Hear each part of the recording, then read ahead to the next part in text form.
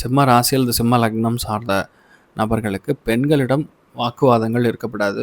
வயிறு, சுகரு, அதே மாதிரி அடிவயிறு சம்மந்தப்பட்ட விஷயங்கள், வண்டி வாகனங்கள் செகண்ட் ஹேண்டில் வாங்குறது, செகண்ட் ஹேண்டில் ஜுவல்லரி வாங்குறது, பஞ்சாயத்து பண்ணி சில விஷயங்கள் மற்றவங்க கிட்டேருந்து வாங்குறது, வாரா கடன், வாரா பணம், அதெல்லாம் வந்து இந்த வாரத்துலேருந்து கொஞ்சம் வர ஆரம்பிக்கும்.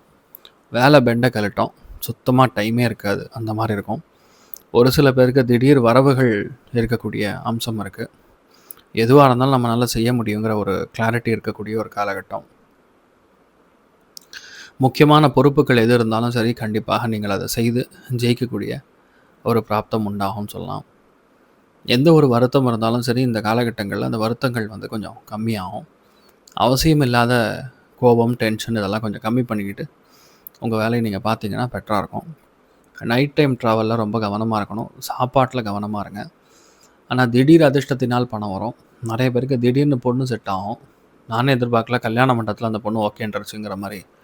அதாவது பார்க்குறதுக்கு நிஜமாவே சினிமா மாதிரி இருக்கும். அந்த மாதிரி விஷயங்கள்லாம் நடக்கும்.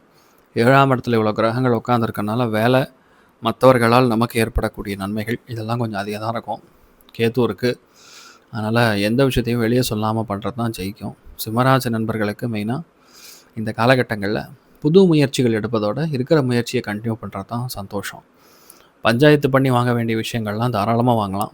சில பேருக்கு எக்ஸ்ட்ரா வட்டிக்கு லோன்லாம் கிடைக்கும். ஸோ பெரிய ஆனந்தத்தை குறிக்கூடிய ஒரு காலகட்டம்னு சொல்லலாம். மறைமுகமாக என்ன நடக்குதுன்னு ஈஸியாக கண்டுபிடிப்பீங்க. அதுதான் இங்கே விஷயமே. ஸோ நீங்கள் வழிபாடு செய்ய வேண்டிய தெய்வம் ஹேரம்ப கணபதி வழிபாடு. ஏற்றத்தை கொடுப்பார். ராசியா நிறம் வெள்ளை நிறம்.